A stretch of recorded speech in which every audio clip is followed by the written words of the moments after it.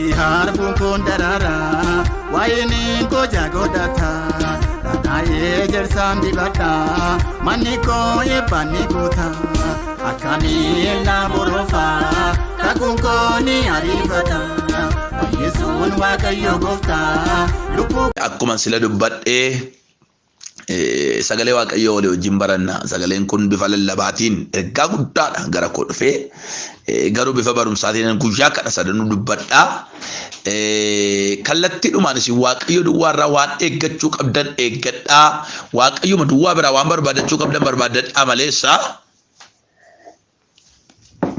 hammas yaaddanii ol isin gargaara waaqayyo dhugaadha hammas yaaddanii ol isiniif hojjeta waaqayyo hammas yaaddanii ol seenaa keessan geeddara waaqayyo wanti waaqayyo gochuu dadhabu waan hin jirreef uftaan hunduma keessana eebbisu Cafaa Asteer walii wajjiniin barannaa boqonnaa tokko hanga boqonnaa sagaliittidha hanga boqonnaa sagalii kanatti walii wajjiniin ilaallaa egaa guyyaa kana boqonnaa macaafa kana fidna waan ta'eefi boqonnaa tokko kaasee amma dhumaattan dubbisas ilaalami baay'een hinne anu amma kanan dubbisu yeroo murtaa'in dubbii waaqayyo dubbadha waan ta'eef ergaa waaqa laphee koo rakaa gabaabseen dubbadha amma garuu boqonnaa tokko hanga boqonnaa sadii gidduutti waan jiru samaraayis godheen dubbadha amma har'a jechuudha boris akkuma kana ergaa isaa wal tubbuteen dubbadha bifattiin waaqayyo isin barsiisuu barbaade akka ajaa'ibaatti isin barsiisa waaqayyo irraa immoo waan eeggachuu qabdan eeggadha jechuun barbaada ammaaf boqonnaa lama lakkoofsa tokko okay boqonnaa tokko lakkoofsa 13 kaaseen dubbisa akkana jedha yammus beektota waa'ee dubbii baraa beekanii wajjin mari'achuun amala mootii waan tureef maal gochuun akka wayyu gorsitoota isaa wajjin mari'ate gurguddoota Faaresii fi Meedoon torban warra isatti aanan hojii mootummaa keessaa iddoo gurguddaa qaban Kaarsheenaa fi Sheentaariyaan Admaataa fi Tarsheeshiin Meesheriiniif Meesiroon Meemukaaniinis Waashittii mootittiin waan taane Ashuriyoos mootichi karaa hojjettoota koo warra xu'aashii si abboome raawwachuu waan diddeef seerri akka jedhutti maal ishee gochuutu nuuf ta'aa jedhee hin gaafate yammus Meemukaan deebisee mootichaan gurguddootattis dubbatee Waashittiin mootittiin si Ashuriyoos mooticha duwwaa yakkite utuu hin ta'in guutummaa kutaa biyya kee keessaa warra jiran gurguddoota keef namoota kee hundumaas immoo yakkuu isheeti wanti isheen goote kun dubartoota hundumaa biratti hin beekama isaan Ashuriyoos mootichi Waashittii mootittiin garaa isaa akka dhuftuuf abboomee ture isheen garuu hin didde jedhanii dhirsoota isaaniin tuffatu dubartoonni gurguddoota Faaresii Meedoon warri oduu mootittii dhagaan hardhuma kana si'uma isheen jette isaanis immoo dhirsoota isaanii hin jedhu ceephooniif dheekkamsi hin baay'ata jaalala si mootichaa yoo ta'e Waashittiin si Ashuriyoos mooticha duratti akka hin dhiyaanneef abboommii baasii seera Faaresii Meedooniin isa geeddaramuu hin dandeenye keessatti caabsisi iddoo mootittis dubartii ishee irra wayyituuf kenni jedhee jedha 2:15 darbee ammas yeroo Asteer isheen lakkoo 16 dubbisa Ashuriyoos mootichi waggaa 7ffaatti waggichatti ji'a 10ffaa isaa Xeebet jedhamutti gara mana mootichaatti hin geeffamte mootichi dubartoota warra kaan caalaa Asteeriin hin jaallate durboota sana hundumaa keessaas isheen fuula isaa duratti ayyaanaaf simboo hin argatte kanaafis mootichi gonfoo mootummaa mataa ishee irra hin kaa'e iddoo Waashittii akka isheen mootittii taatu hin godhe ameen sagalee irratti walii wajjin hin dubbannu iddoo caalu argachuuf iddoo caalu waaqayyoof kenni isa jedhudha iddoo caalu argachuuf waaqayyoof iddoo caalu kenni mata duree kana ilaalla namni iddoo caalu barbaadu nama hundumaati iddoo caalu namni wayyu namni hin barbaanne hin jiru jireenya caalu haala jiru keessatti wanta caalu isa caalumaa kan barbaadu jira iddoo caalu argachuu barbaadda waaqayyoof iddoo caalu kenni waaqayyoof iddoo caalu laatte taanaan waaqayyo iddoo caalu sii kenna.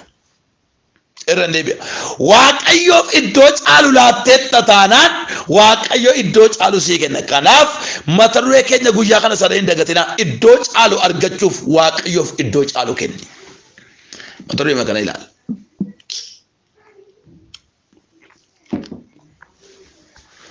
Har'a seensa isaa duwwaan haasa'a. Boris itti fufee amma furri waaqoon gargaare nan dubbadha. Kutaa kana keessatti Ashiriyoos mootichi biyya 127 irratti geggeessaadha. Yookiis bulchaadha yookiis mootiidha. Gaaf tokko Ashiriyoos namoota isaa biyya isaa keessa jira hundumaa waamee nyaachisa guddaa cidha guddaa godhee guyyaa torbaffaa irratti daadhii waynii dhugee yommuu gammade namoota isaa wajjin yommuu gammade xu'aashota abboomee aqanii waashitti mootitti gonfoo mootummaa akka kaattetti isheetti akka fidan isheen gara isaatti akka dhuftee isa cinaa akka teessu wajjin akka gammaduuf abboommi yommutti inni baase mootitti miidhagduu waan turteef mootichi gurguddoota isaaf keessummoota isaatti ishee mul'isuu barbaade. Warri gara isheetti ergaman ayya mootichaa itti himan isheen garuu dhufuu didde. Lakki achitti argamuu hin danda'an. Yaada kaafte gara sanatti hin argamtu. Waaqayyoof iddoo caalu kenni, waaqayyo iddoo caalu sii kenna. Amiin jedhe.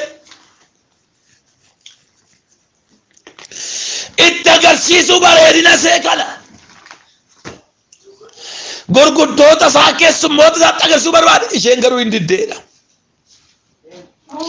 Yommus mootichi naaree beektota biyya sanaa keessaa namoota gurguddoodhaan mari'achuudha mala mootichaa waan ta'eef namoota wajjin marii jalqabe. Maalan godha waashitti? Maal jettu waa'ee abboommii koo diddee kanaaf? Maal jettu waa'ee isheen na dhaga'uu diddee kanaaf?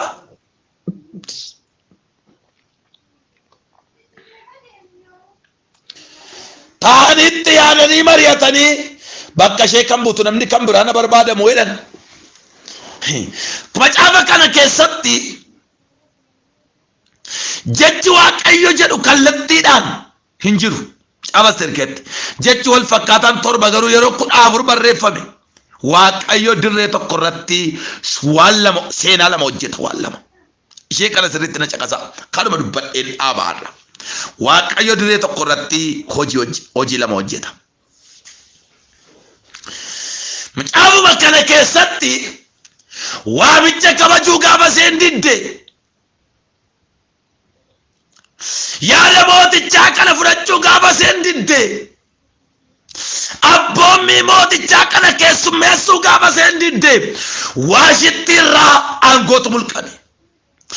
Asteer immoo aangoo argattee muudamte. Tokko irraa aangoo mulqame tokko hin muudamte. Asteer muudamuuf waashittiin immoo irraa mulqamu. Waaqayyo iddoo tokko irratti kana godhe. Waaqayyo waashitti iddoo kaasee Asteeriif iddoo kenne. Waaqayyoof iddoo kenne. Waaqayyo iddoo caalu sii kenna. Waashitti irraa simboo fuudhee Asteer irra immoo waaqayyo simboo kaa'e. Asteer maal gooteedha? Simboo qabdi, ayyaana qabdi asitti jedha. Waashittiitu bareedaatti mul'isuu barbaadeedha. Ayyaanni waashitti irraa, simboo waashitti irraa hin sokke. Asteer mucaan mana namaa keessatti guddatte, gola namaa keessa kan jirtu itiksii gaarii kan qabdu simboo argatte. Waashitti irraa simboo fuudhee Asteer immoo simboo kaa'e waaqayyo. Dirree tokko irratti hojii lama. Asuma keessatti Asteer muudamuu ishee waashittiin immoo muudamuu ishee salphachuu waashittiif kabajamuu Asteer erga gattee dubartoota kan biraa mala nu jalaa balleessitee deemee mukaan gorsaa cimaa wayiidha.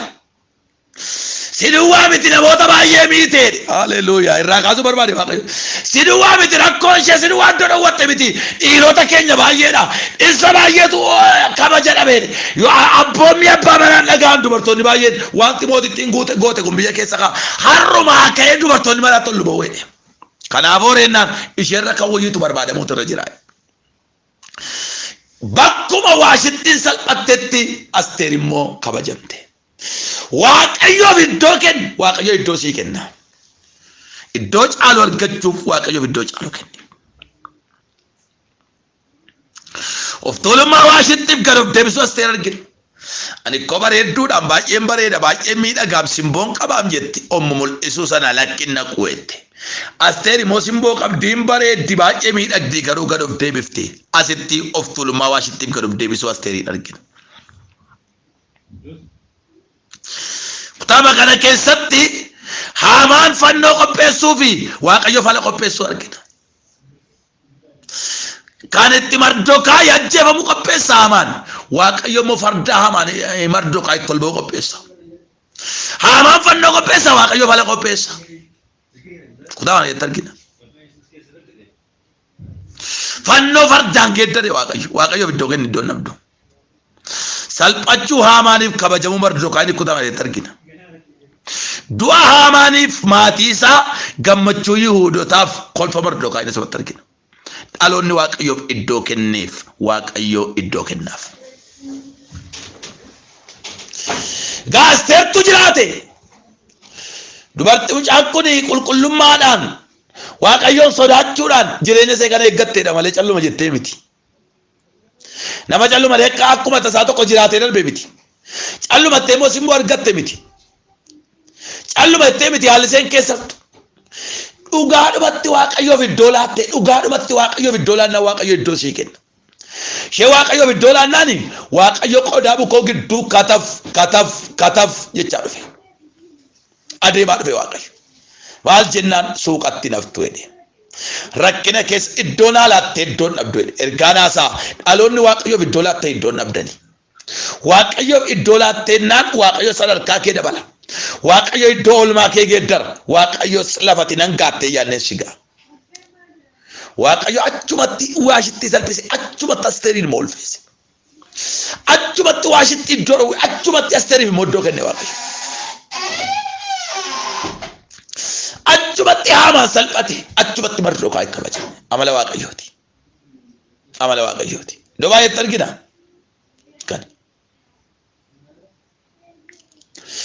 amma waa'ee Haamaanis waa'ee Mardokaayi salphina kan labse fannoo kan qopheesse farda harkisa ilaa nama mootiin jaallatuuf kadhattaa taa'edha utuu haasofnu Mardokaayi maal ture hojiinsaa zabanyaadhaa hedduu miti akka inni lallabaa turre bara baay'ee nama tolle waan ta'eef dubbisaa macaafa Asteerii sirriitti duukaa bu'aa dubbisaa aangoo qaba malee zabanyaa miti Mardokaayi balbala bira sababa taa'eef qaba jecha achirratti adda baafachuun gaariidha gaaf tokko walla tokko irratti kaa dubbadhee nama laatan maal zabanyaa miti dhuguma kana baay'een akka Mardokaayi inni waa'ee zabanyaatiin faarfannaatti baafnee lallaba meeqatti lallabneera namatu nutti lallabee nu fixe ijoollee dubbisaa macaafa gattaati sirriitti dubbisaa namoonni sin naqina gaafadhaa kottaati eessumatti argiteeti naan jedhaati boqonnaa tokko boqonnaa lama sirriitti dubbisaa boqonnaa tokko boqonnaa lama boqonnaa sadii sirriitti dubbisaa kottaa na gaafadhaa ti yaadaa dubbisaa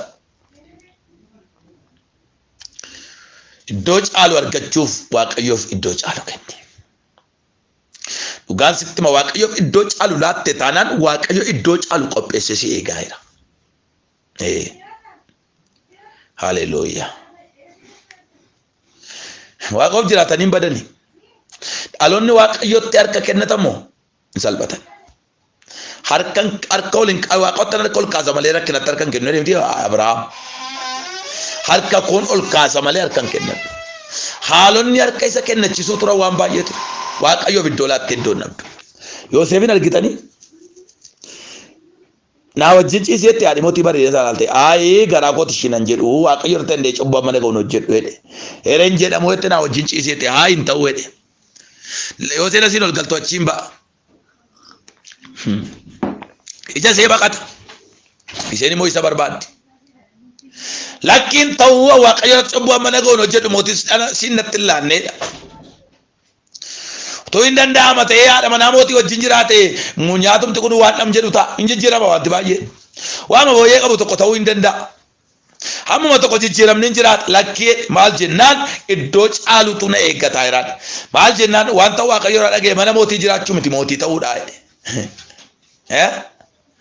مانا موتي كيسا جرات شو نجيني واقعيو رأي مال رينا موتي تاو واقعيو رأي واقعيو في الدوغن أجو كون قطوين مال رينا أفتا قطونا وياي كوتي رتي قبت كوتي تيغتي باي كوتي قبت غورا قبت يجي مال جنان لا لا كواين غوچو جو نسال بسو جريتي ابا مانا كواين تبدل كتنيت inni dhugaa qabu Yoosef ragaan qabu isheen dhugaan qabne dubartittiin immoo ragaa qabdi maal uffata Yoosef Waaqayyo garuu ragaa isaati Waaqayyoof iddoo kenni Waaqayyo iddoo sii kenna iddoo caalu argachuuf Waaqayyoof iddoo caalu kenna nama birrii tokko qabne beeto kuma dhibbatu isa bira gale dhibba birattiin kufee Yoosef maal jennaan mileenan eegaa jedhe أنا نما ملينا أرجع كيدا ماله أنا ما كمان إبار أرجع جت أبي أبو متين مال رينا واقعيو فين الدوكنا واقعيو الدونا كنا واقعيو فين الدوكنا واقعيو الدوسي كنا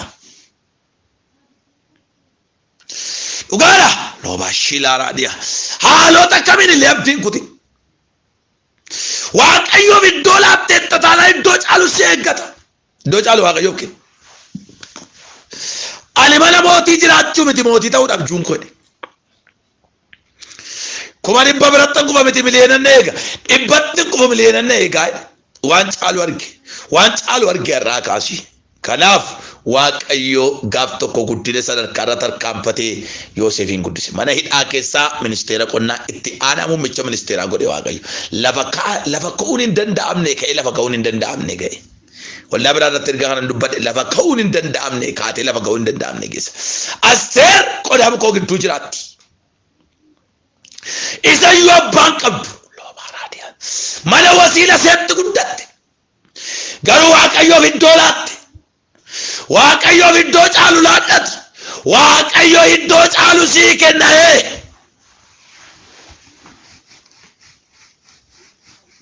يرينا سيد دال حالا كيسر تو إنلال وان كم برانو في مرتسين غراشة قوتو ولا بيشة قوتو لا نامت تيوجت إنه قد تجرينيا سيكون كل ما أغاتي إن بوكا بيتي دا دربا تكات إربرانجيني دا سسي أنا بانا رجينيا كبر بعد جرا چادي مو إدوج على واقعيو كن إدوج على أرجتا إدوج على أرجتشوف واقعيو إدوج على كن كانوا ما إف فاكسين كم وانو برتونك دوج على سيكن واقعي جنيل الله بومتي الدوج على أرجتشوف إسا تلقبا واقعيو الدوج على كن قوم هم واقعيو الدوج على إلا نت الدوج على نجرو استرجعوا دبيفتي واشنطن يو أولو كبديو bareedina shee simboo shee miidhagina shee waan kan biraa mul'atu ilaalte akka ittiin of jaju ololof qabu wayti waaqayyo dhufee gad ishee buuse asteer ishee gad of deebiftee ishee waaqayyo iddoo laattee gad of qabde waaqayyo dhufee lafaa see kaasee iddoo caalu isheedhaa kenne iddoo caalu waaqayyoof kenni waaqayyo iddoo caalu sii kenna haleluuyaa iddoo caalu namni waaqayyoof kenninaan maal ta'a دوج على نموني واق أيوب كنا مال تان نلال دوج على واقف لا تتنا مال تطا إلى مراسة إلى الله غويا بريت ديبنا هنگا واق أيوب قدايسنا إبسو هاليلويا رجام تريب تكون عسى هنگا الدوج على ورجتشوف واق أيوب الدوج على كن هنگا كلهم تو ما تروي كلام أبي يوناغا تو بنات ما في يوناغا كونفرنسي كنانا لو باراديا واين چالتا bara caalummaati kana booddee isaanis asee beeka amma garuu iddoo caalu argachuuf iddoo caalu waaqayyoof kenniidha gooftaa yesus galanni siif ta'u gaarummaa kee ulfaadhu haleluuyaa ulfaadhu ameen ameen ameen ameen ameen galanni siif ta'u eeyyee ammas ergaa duukaa bu'aa iddoo caalu waaqayyoof kennaasin waaqayyo dhaloota iddoo qopheesseef qaba dhalootame teessummi isaanii akkasa mazruwaa wayitiin ol ka'e kan nama keessa mul'atu jira akkeessa hoolaa baaraadiyaa dhaloota waaqayyoof iddoo laattantu iddoo keessan ol kaasee mul'isa waaqayyo galanni siif ta'u waaqaaf lafarratti maqaan kee ulfaatu haleluuyaa galanni siif ta'u waaqaaf lafarratti maqaan kee haa kabajamu durii kan turte har'as kan jirtu boris bara baraan kan jiraattu ati guddaadha. Ati jabaadha, ati waaqayyoodhaas yaa galatu. Sagalee nu ergaa jirtu bulfaadhu. Ergaa kee dhalaa hundumtuu calluma nurraa haa jedhu. Sagaleen kee inni dhugaan ammallee nu bira haa ga'u. Waan namaa hundumaa nurraa dha'i. Ulfina keef ayyaana keetiin nu geggeessi. Dhukkuba kamittiillee rakkachaa sagalee maalee dhaggeeffachuu kan dadhaban daqiiqaa kaadhaa kaasanii dhibee dhokataan mul'ataa of keessaa haa dhabani. Fayyinni guddaan, nagaa guddaan, aara galfii guddaan ijoollee keef haa ta'u. Waan nu gargaarteef eebbifami. Waan nu wajjin jirtu si haa galatu. Isaaf yeroo keenya, isaaf bara keenya, isaaf tajaajila keenya hundumaa keessatti ati argami. Sagantaan guyyaa borii guyyaa iftaanii hafe jiru keessaa jiraatu. Badhumaatti nu wajjin ta'e xumurrees galataaf nu dhaabi. Maqaa jaallatamaa ilma kee, maqaa gooftaa keenya, fayyisaa keenya Yesuusiin. Ameen. Waaqayyo guddaa godhee isin eebbisu, eebbifamaa. Yoo jaalala Waaqayyoo ta'e guyyaa borii deebinee sagalee Waaqayyoon wal agarraa. Nagaatti. Shaalom.